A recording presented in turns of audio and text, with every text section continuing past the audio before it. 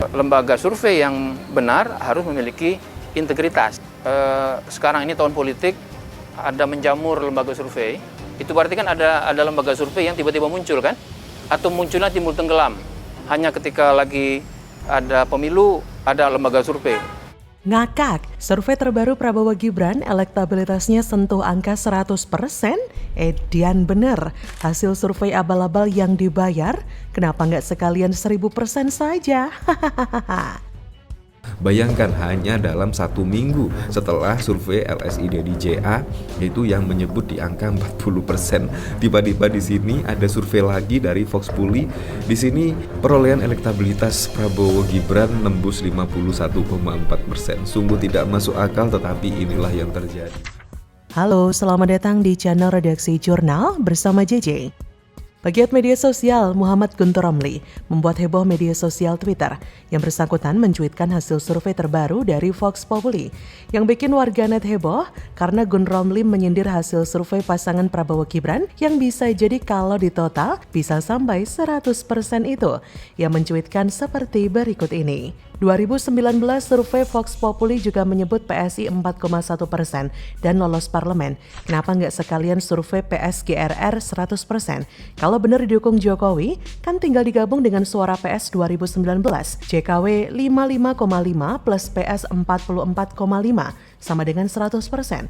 Karena faktanya masih rendah, mereka panik dan pakai survei abal-abal. Sambil menautkan sebuah cuitan dari akun xviva.co.id yang melampirkan sebuah berita dengan judul Survei Vox Populi elektabilitas Prabowo Gibran 51,4% dan berpotensi menang 1 putaran.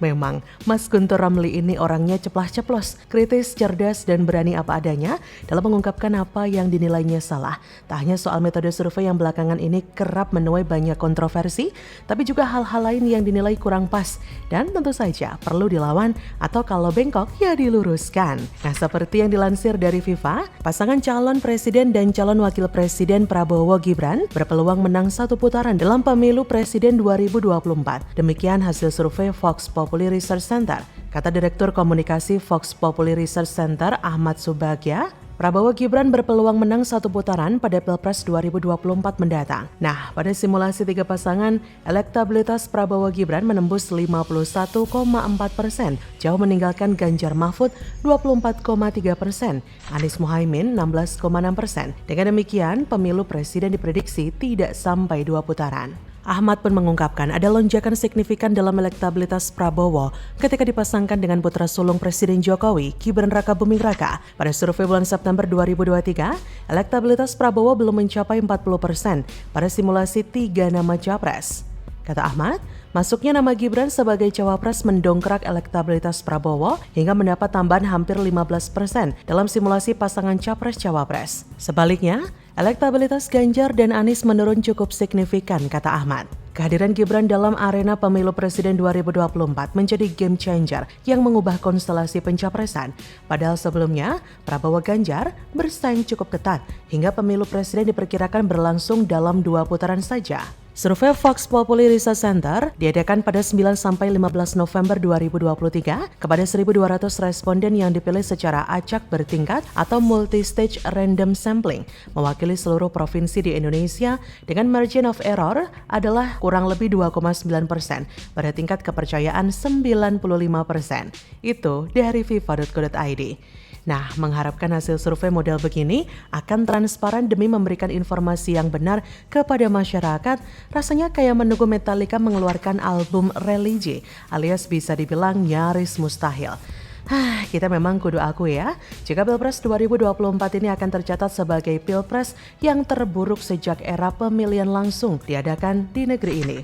Praktis dari 3 pasangan calon yang ada, rasanya hanya sepasang yang mumpuni dan memenuhi kriteria untuk dipilih sebagai RI 1 dan RI 2. Akhirnya kita perlu berterima kasih kepada Mas Guntur Romli ya, karena telah mewakili kegelisahan kita semua yang punya kegeraman yang sama tapi tidak punya kesempatan untuk menampol konsultan politik, pengamat, atau siapapun yang coba-coba bermain dalam urusan survei capres. Pokoknya, matur nuwun ya Mas, luruskan yang bengkok.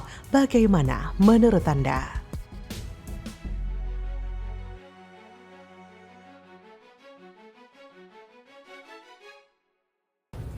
Awalnya kami jadwalkan Pak Prabowo dan Mas Gibran itu pada tanggal 21 November.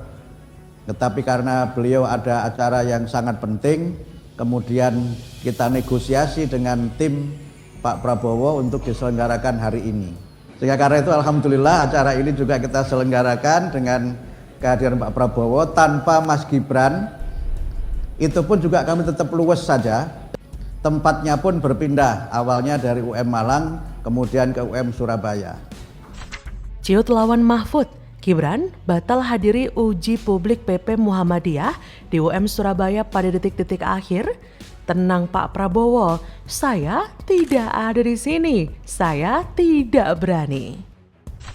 Mas Gibran dulu nih, ini ndak ada harganya. Pak, ini buku biografi saya sampai selesai jadi ketua MK. Oke. Judulnya Terus Mengalir, jadi ndak ada harganya. Ini memang buku saya sendiri, hadiah untuk Mas Gibran. Ini ada replika orang naik tangga. Ini pesan kepada Mbak Najwa bahwa melangkah ke puncak itu harus melalui satu tangga per satu tangga. Halo, selamat datang di channel Redaksi Jurnal bersama JJ. Cawapres nomor urut 2, Gibran Rakabuming Raka, batal menghadiri dialog atau uji publik yang diselenggarakan oleh pimpinan pusat PP Muhammadiyah Jumat 24 November 2023. Absennya Gibran pada acara dialog publik itu diungkapkan Sekretaris Umum PP Muhammadiyah Abdul Mukti melalui media sosial Twitter Kamis 23 November malam. Ia menjelaskan dialog publik yang diselenggarakan di Universitas Muhammadiyah Surabaya itu hanya akan dihadiri oleh Capres Prabowo Subianto. Sedianya, PP Muhammadiyah menjadwalkan Gibran dan Prabowo mengikuti uji publik atau dialog publik sehari setelah pasangan Capres-Cawapres nomor urut 3, Ganjar Pranowo dan Mahfud MD. Ganjar Mahfud telah mengikuti dialog publik PP Muhammadiyah Kamis 23 November pukul 9-11 di Universitas Muhammadiyah Jakarta. Sementara itu Capres-Cawapres nomor urut 1 yaitu Anies Baswedan Muhaimin telah mengawali dialog publik PP Muhammadiyah Rabu 22 November pukul 9-11 di Universitas Muhammadiyah Surakarta, Solo, Jawa Tengah. Sebelumnya, PP Muhammadiyah telah mengubah jadwal Prabowo Gibran yang sedianya dijadwalkan untuk uji publik 21 November menjadi 24 November. Karena menurut Sekretaris TKN Prabowo Gibran Nusron Wahid, Prabowo harus menjalankan tugas negara sebagai menhan ke Singapura pada 21 November. Ketika sudah diundur yang datang cuma Prabowo, Gibran malah ogah datang. Apakah seperti ini sikap dari seorang cawapres? Nggak memiliki sopan santun sama sekali ya. Yang undang ormas terbesar kedua di Indonesia loh, tapi malah diajukan seperti itu. Ini membuktikan dan memperlihatkan bagaimana kualitas Gibran yang sangat kurang dan tidak pantas jadi seorang cawapres. Sikap sombongnya itu loh membuat dirinya tidak lebih dari orang biasa. Mentang-mentang anak presiden, bisa seenaknya seperti itu. Katanya lulusan luar negeri, tapi attitude-nya sangat buruk. Tapi wajar juga sih kalau Gibran gak mau datang. Melihat kualitas dan kemampuannya saat ini, ia mana punya nyali. Bekal pemimpin karbitan yang belum ada 3 tahun memimpin kota kecil disuruh mendadak jadi negarawan? Mana mampu. Apalagi jika nanti disuruh debat dengan Profesor Mahfud MD. Aduh, gak bisa bayangkan bagaimana pelongonya dia. Bisa-bisa nanti Gibran bawa contekan. Padahal nih ya, rakyat Indonesia mau tahu loh seberapa banyak sih isi yang ada di dalam kepala cawapres termuda ini. Jangan sampai rakyat Indonesia semakin yakin kalau dia memang cuma lulusan setingkat SMK saja. Dialog publik Muhammadiyah seharusnya menjadi ajang bagi Gibran untuk menepis tudingan cawapres karbitan dengan menunjukkan performa dalam merepresentasikan gagasan dan ide-ide kebangsaannya. Tapi sayang, tudingan itu benar adanya, karena Gibran tidak berani hadir. Ini membuktikan jika Gibran tertampar oleh kata-katanya sendiri. Ia mengatakan kepada Prabowo, "Tenang Pak Prabowo, saya ada di sini." Tapi ternyata, "Tenang Pak Prabowo, saya tidak ada di sini, saya tidak berani." Coba pikir, berapa banyak rakyat Indonesia yang kecewa dengan langkah Gibran itu, yang aji mumpung memanfaatkan putusan dari MK. Ratusan ribu kah? Atau mungkin jutaan rakyat atau puluhan juta? Padahal Gibran itu mewakili pemimpin dari kalangan anak muda loh. Harusnya dia bisa memberikan contoh yang benar, langkah yang benar.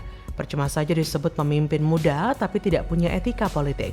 Tidak ada bedanya dengan mereka yang haus kekuasaan yang tidak peduli dengan komentar orang lain. Jadi, bagaimana menurut Anda? Kira-kira Mas Gibran ada di mana ya?